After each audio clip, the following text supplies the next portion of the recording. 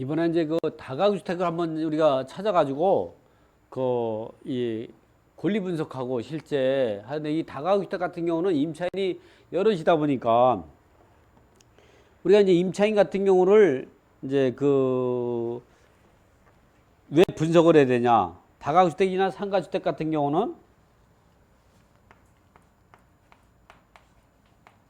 주택이나 또는 이게 상가 주택 또는 뭐 상가 건물, 여기서 임차인을 대해서 권리 분석을 했는데, 이 임차인 권리 분석은 결국은 예상 배당표죠. 어떤 분들은 이제 권리 분석을 하는데 왜 배당표를 작성해야 되냐, 뭐 이런 부분이 나와요.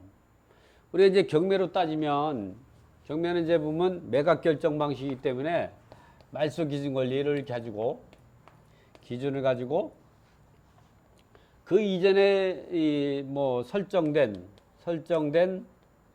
권리라고 하면 뭐 가등기, 가처분, 뭐 지상권, 뭐 이런 것도 있고, 또 이제 전세권 등기도 있죠. 또 임대차 등기, 이런 것들, 또는 이제 이런 것들은 우리가 설정된 권리 같은 경우는, 이런 것들은 권리이기 때문에, 전세권 등기도 선순위 등기라고 하면 이 전세권자가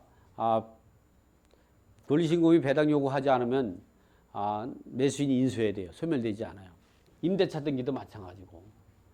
임대차 등기하고 비슷한 임차권 등기 있죠? 임차권 등기는 자동 배당 대상이에요. 그러니까 요 임대차 등기하고 임차권 등기 차이점 뭐냐? 임대차 등기는 전세권 등기처럼 입주하기 전에 임대인이 동의를 얻어 가지고 임대차 등기를 하는 거예요. 민법 621조에 의한 임대차 등기인데, 요 임차권 등기는 뭐냐면 민법에 규정하는 게 아니라 주택임대차법하고 상가건물 임대차법에 임차권 등기 명령에 의해서 임차권 등기를 하게 되는데, 언제 하느냐? 임대차 계약 기간이 지나거나 임대차 계약을 해지 사유가 발생했을 때에 부동산 소지 관할 법원에다가 임대인이 동의가 없이 단독으로 임차권 등기 명령에 의해 임차권 등기를 신청할 수가 있는 거죠. 그러나 이 임대차 등기는 임대차 계약 기간 내에 해야 되고, 임대차 계약 기간이 지나면 할 수가 없는 거예요. 그리고 반드시 임대인이 동의를 얻어야 되고, 그리고 이건 민법 621조에 의한 임대차 등기, 이거는 주택하고 상가 임대차법에 의한 임차권 등기 명령에 의해 임차권 등기가 좀 다르다. 이런 임차권 등기 명령에 의해 임차권 등기는 배당 요구가 없어도 자동 배당이에요. 임차권 등기하고 이사를 나가게 되면요, 경매가 들어가도 잘 송달을 못 받는 경우가 있어요. 주소지가 틀려도. 그렇다고 해도 자동 배당 대상이 돼요. 그러나 이런 경우는 소멸되죠. 그러나 이런 경우는 인수다. 그러나 그 이후에 등기되어 있던 권리들은 다 소멸하죠.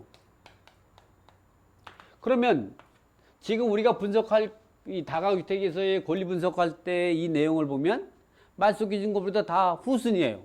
그럼 권리 분석할 필요가 없지 않냐? 배당표 짤 필요가 없지 않냐? 이런 얘기가 뭐냐면, 어떤 사람은 이런 얘기하죠. 경매에서의 대왕은 뭐 명도가 뭐 중요하다, 막 이런 얘기 나오죠. 임차인들이 배당을 못 받는다고 생각하면 어떻게 하냐? 그 임차인이 한 푼도 배당을 못 받는 경우라면 그 사람을 내보낼 때 얼마나 어렵겠어요? 강제 집행해야죠. 강제 집행하더라도 전세보증금은 1억 5천억을 한 푼도 못 받는다고 생각을 해보세요. 그게 쉽겠냐? 그러니까 그런 것들을 우리가 예상 배당표를 짜가지고 이 사람들이 얼마 정도 배당을 받는가를 판단하고, 그 미배당금에 대해서 어떻게 전략을 짜는가, 또 우리가 입찰하기 전에 분석하는 걸 우리가 권리 분석이다. 그래서 우리가 그 상가 다가구주택이라든가 상가주택이라든가 이 상가 건물에서 임차인이 여러 명이 있을 때에 그 임차인들이 말소 기준 권리 이전에 잇따르면 인수하게 되는데, 설령 인수하더라도 배당 요구해서 전액 배당 받는다면 소멸되고, 미배당금은 낙찰자가 인수해야 하는데 그 금액들이 얼마가 되는가 분석하는 거고, 이렇게 후순위 임차인이라고 하더라도 소멸되는데 왜 분석하느냐? 우리 명도의 중요성 때문에 그렇다. 내보낼 때 그냥 내보낼 수가 없기 때문에 그런 것도 우리가 입찰 전에 어떻게 대응할를 미리 분석하고 그리고 낙찰받고 그리고 그대로 계획했던 대로 전략 짠 대로 내보내는 방법을 해야 된다. 그래서 이런 부분이고 지금 같은 경우 다가주택 같은 경우는 이제 대방동에 있는 걸 한번 제가 이제 그 예상 배당표를 짜보고 그리고 인수할 금액이 얼마 있는가를 한번 분석해 보도록 하겠습니다. 이건 실질적으로 6월 초에 진행되는 물건이기 때문에 지금 분석한 물건대로 입찰에 참여해도 되는 거죠.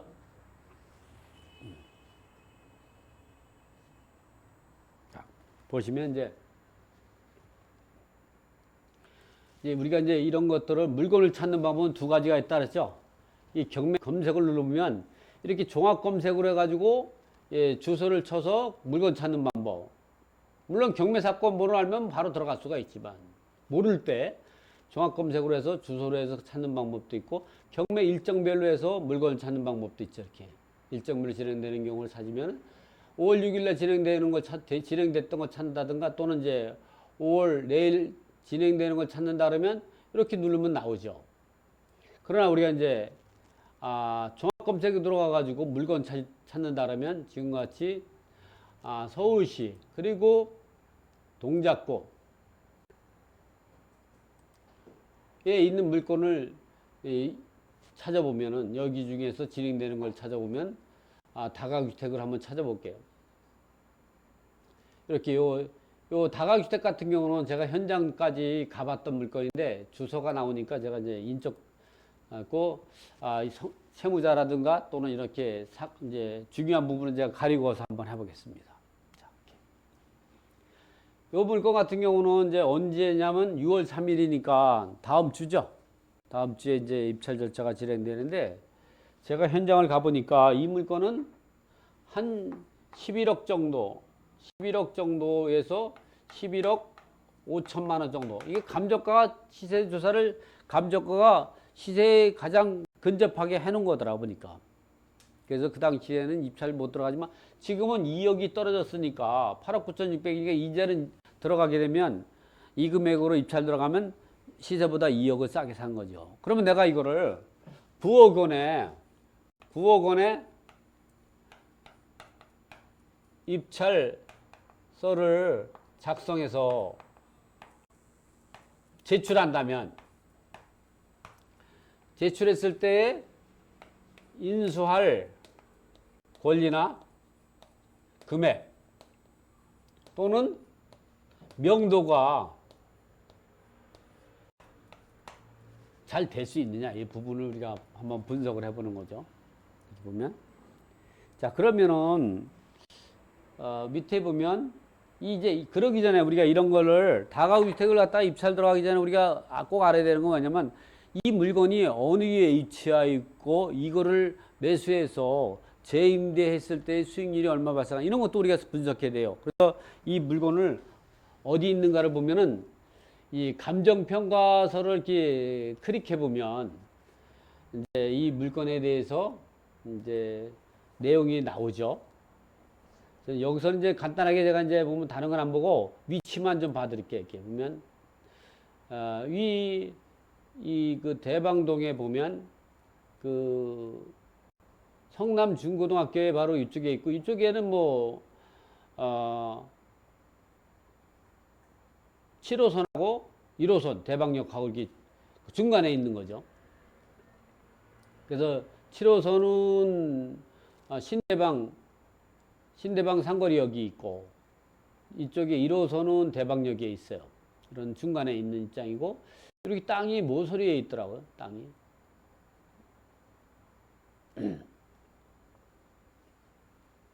그 모양은 건물의 사진 모양은 이렇습니다.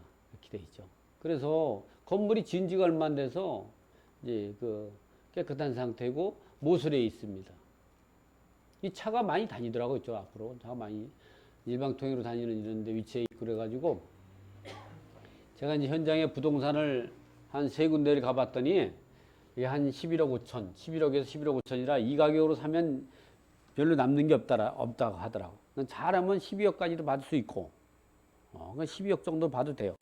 근데 이제 12억인데 11억 2천, 11억 5천에 사면 큰 의미가 없겠죠. 그래서 제가 입찰을 안 들어갔고 했는데 이번에 같은 경우는 이제 입찰 들어가도 돼요. 그러면 이걸 들어갔을 때 내가 9억 원에 그 입찰에 들어간다면 인수할 권리가 있는지를 봐야 돼요. 임차인들이 이렇게 여러 명이 있죠.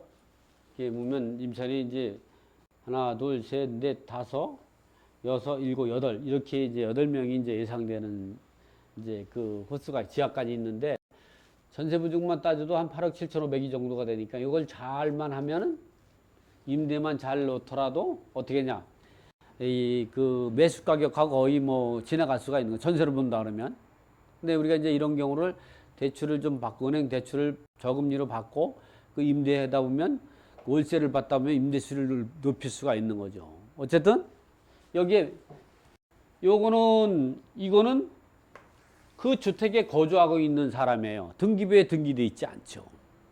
우리가 권리 분석할 때는 등기부에 등기되어 있는 권리와 등기부에 등기되어 있지 않고 그 주택에 거주하는 임차인들을 우리가 분석하는 거거든요. 그러면 이러한 권리들이 첫 번째 말소 기준을 가지고 대항력이 있는지 없는지를 우리가 한번 본단 말이죠. 말소 기준 권리는 2012년 12월 6일 날이에요. 그러니까 말소 기준 2012년 12월 6일이단 말이죠.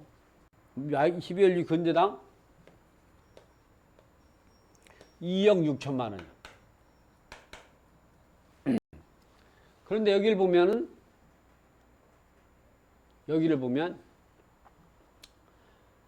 제가 여기 보면 정액하고 뭐 이런 것들은 좀 제가 이제 그냥 생략하고 요 부분 갖고 어차피 여기 있는 사람들은 대학력 있는 사람이 아무도 없어요.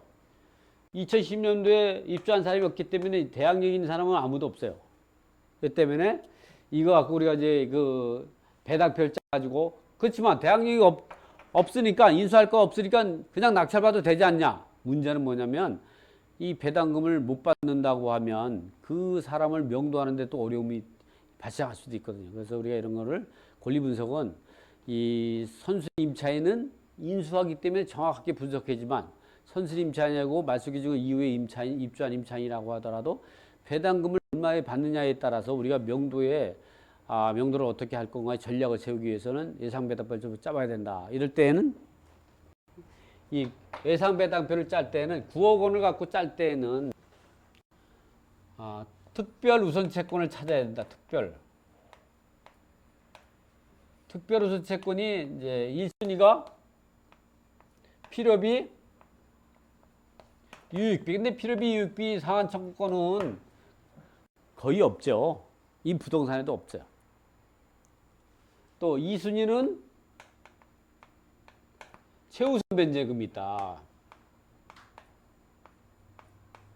이 최우선 변제는 임차인이 최우선 변제금하고 근로자의 임금 최우선 변제가 있다. 3순위는 당해세가 있다. 그런데 뭐 필요비 유익비는 없고 여기 근로자의 임금 채권도 없고 임차인이 최우선 변제금하고 당해세만 우리가 생각할 수가 있다. 그래서 여기서 우리가 배당표를 짤 때 이제 1순위 이런 관계를 갖고 부업 갖고 배당을 짤 때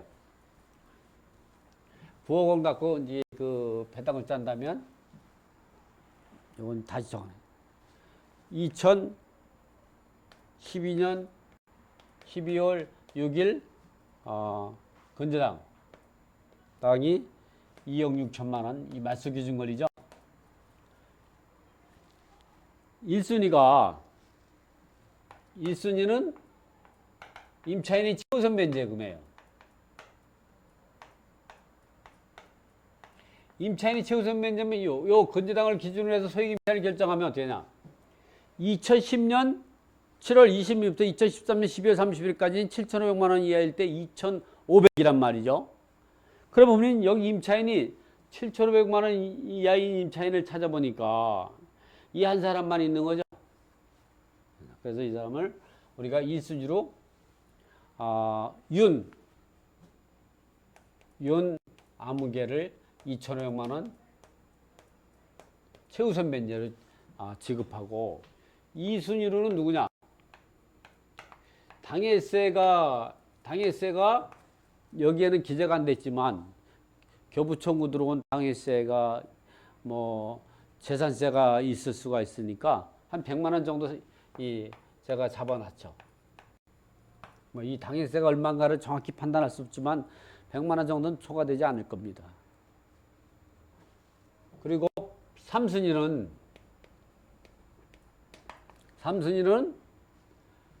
그 다음에 근저당권하고 확정일자를 구분하니까 근저당권자가 여기 경매 시청한 근저당권자가 2억 6천만 원이요.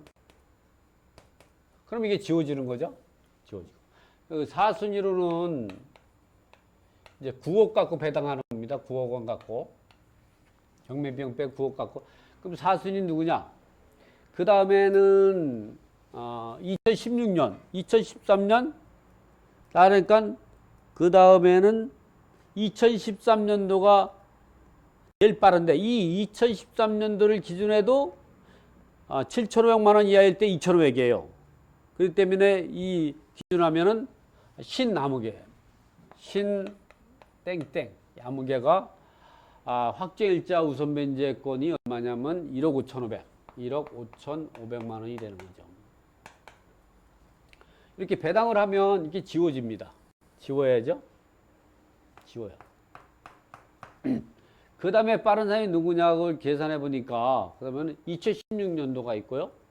19년도 17, 16. 근데 16년도 2월 이게 제일 빠르네요. 우리가 그 다음에 이 확정일자를 기준으로 소액임차를 결정하면 2014년 1월부터 2016년 3월 30일까지는 우리가 9,500만 원 이하일 때 3,200이에요. 소액임차이니 9,500만 원 이하일 때 3,200. 맞는 거 좀 봐주실래요? 9,500만 원 3,200. 책에 다 있죠? 9,500만 원 이하일 때 3,200. 그러면 9,500만 원 이하일 때 3,200이 5순위로 소액임차를 결정하면 이 사람이 9,500이죠? 첫 번째 땡이 3,200.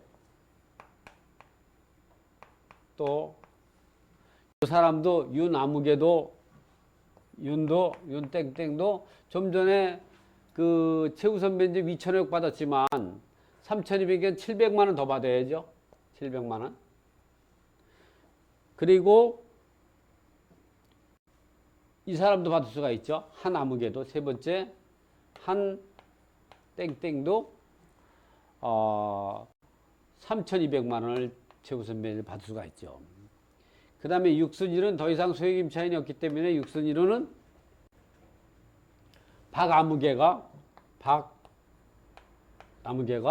확정일자 우선 면제권 2억 4천만 원을 배당을 받게 되죠. 배당 받으면 이 사람도 지워지는 거죠. 이 배당을 받으면 소멸하는 거예요. 그 다음에 이제 보면 그 다음 순위가 누구냐? 2016년 2월 13일에 이 사람은 확정일자가 없으니까 뭐 그만이고 2016년 7월 15일이 2016년 7월 15일이 제일 빠르죠? 응? 그럼 어떻게 해? 2016년 3월 30일부터 2018년 9월 17일까지인가요? 9월 17일 맞을까요? 9월 17일까지인가요? 9월 17일이죠. 9월 17일까지는 1억 이하일 때 3,400이에요. 그 네 번째 보면 7순위에서는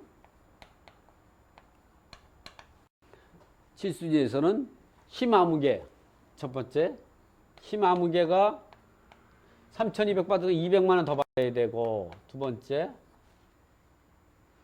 또 이 윤아무개도 200만 원 더 받아야 되고 왜냐면 이 사람들 다 3,200 받았으니까 어디서 5순위에서 세 번째는 이 사람도 200만 원 한 아무개도 200만 원 더 받아야 되고 네 번째는 이 사람은 한 번도 안 받았죠.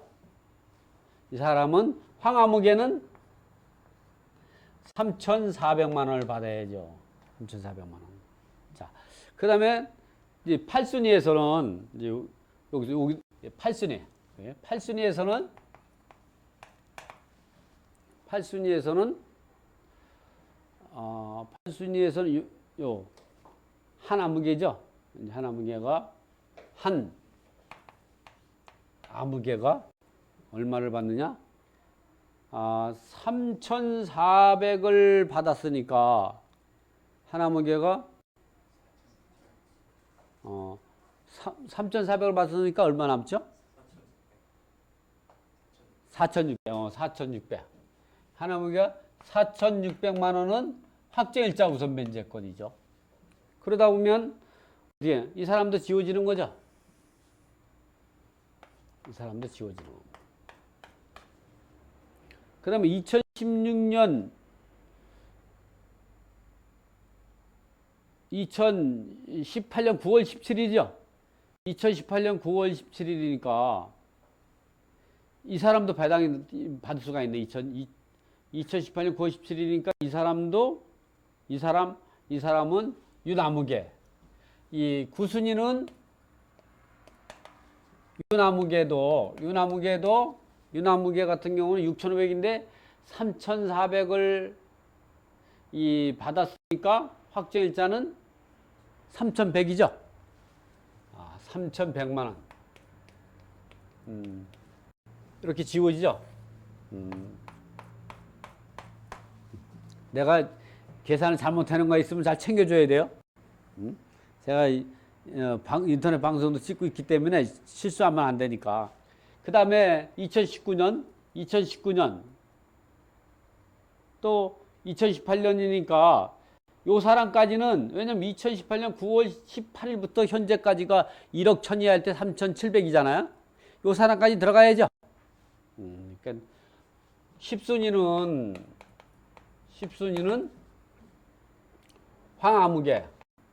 황아무개가 1억인데 3,400을 최우선배 받았어요. 그러니까 6,600만 남아 있는 거죠. 6,600만 원을 이제 그 확정일자 우선 면제 받고, 그럼 지워져. 그 다음에는 이 사람이 받아야 되는데, 이 사람이 이제 받아야 되는데, 이 사람이 배당받을 게 얼마인가는 우리가 11순위는 장아무개가 받아야 되는데, 그거는 지금부터 9억 갖고 10순위까지 공제를 해봐야 돼요. 선수리 채권을 공제해야죠. 얼마 남는가를 봐야 되는데, 얼마 남냐. 자, 한번 이제 9억 원을 갖고 마이너스 요 2,500만 원, 1순위 2,500만 원을 공제하면 8억 7,500이 되고, 당해세 100만 원을 공제하면 8억 7,400. 그 다음에 2억 6천을 빼면 6억 1,400이 되죠. 그 다음에 1억 5,500을 빼면은, 사실 1억 5,500을 빼면 1억 5,500을 빼면 4억 5,900이 나오거든요. 4억 5,900. 거기다가 3,200, 3,900, 요거 6,400. 6,400만 원을 빼고 또 700만 원을 제하면 3억 8,800이 나와요. 여기서 2억 4천만 원을 빼면은 1억 4,800이 나와요. 근데 여기서 200이면 600에다가 3,400이면 4천만 원이죠. 여기서 4천만 원을 빼면은 1억 800이 남아요. 근데 여기 아무 임차인은 4,600을 제하면, 여기서 4,600을 빼면은 6,200이 나와요. 여기 3,100을 빼면은 3,100만이 남아요. 그러니까 이 사람은 얼마냐? 6,600이 아니라 3,100만 원 뺏기면 받아요, 이 사람도. 그러니까 이 임차인 중에서 황아무개, 이 사람이 3,500만 원 못 받아요. 그리고 중요한 거는 이 장아무개는 1억 5,500 한 푼도 못 받는다는 거죠. 근데 중요한 거는 이 사람은 항아무개는 1억에서 배당받은 건 6,500이니까 6,500을 배당받으려면은 낙찰자 명도확인서가 있어야 되니까 이 사람은 3,500 못 받더라도 우리가 명도하는 데 아무런 자치장이 없어요. 그렇겠죠? 근데 문제는 뭐냐면 이 장아무개 임차인이라는 거죠. 이 사람은 배당 순위가 늦어가지고 1억 5,500 한 푼도 못 받아요. 소액 임차인도 아니야. 왜냐면 지금 2028년 이제 9월 18일부터 현재까지는 1억 1천 이하일 때 주택가액의 2분의 1부분에서 3,700을 받을 수가 있는데 이 사람은 1억 5천을 소액 임차인이 아니에요. 그리고 확정일자도 늦어. 이 사람은 2019년 3월 4일 날 대항 요건을 갖춰서 3월 5일 오전 0시에 대항력이 발생하고 확정일자도 2019년 1월 30일이지만 대항력이 발생함과 즉시 발생하니까 2019년 3월 5일 오전 0시에 대항력과 확정일자 우선 면제권이 발생하기 때문에 후수는 배당 못 받는다. 그러면 이 사람은 어떻게 했고 내가 낙찰받으면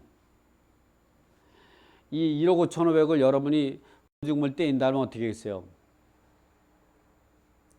이 사람은 이사비용으로 우리가 생각할 때 한 1,000만 원, 한 2,000만 원 정도는 우리가 생각을 해줘야죠.